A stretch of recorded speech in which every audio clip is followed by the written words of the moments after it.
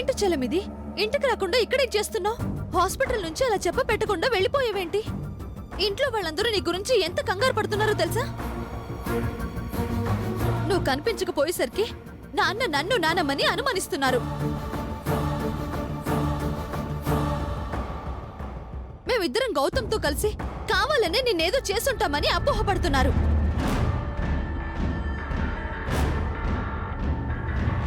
మాకు ఏ సంబంధం లేదని చెప్పినా నమ్మట్లేదు.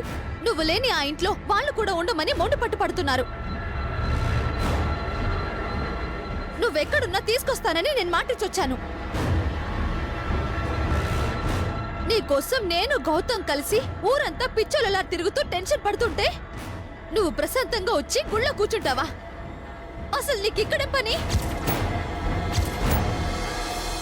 అట్టా నెమ్మదిగా అడిగితే ఎందుకు చెబుతాడు రేవతే? రే, ఏం చేద్దాం అనుకున్నావురా? రేవతి నన్ను విడగొడదామని ప్లాన్ చేస్తున్నావు కదా?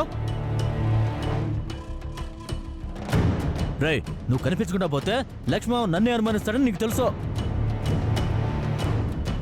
అందుకే ఆయన దృష్టిలో నన్ను మా నాయన్ని చెడ్డోళ్ళం చేసి మా మీద అసహ్యం కలిగేలా చేస్తే రేవతిని నీకు ఇచ్చి పెళ్లి చేస్తారని నీకు ఆలోచన కదో?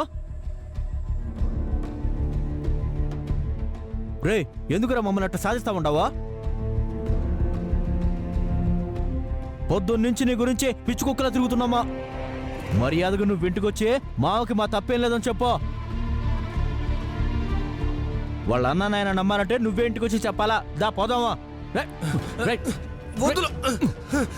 ఏంద్రా మళ్ళీ పారిపోతావా? అంటే వాళ్ళ దృష్టిలో మమ్మల్ని దిగజార్చాలని చూస్తున్నావా?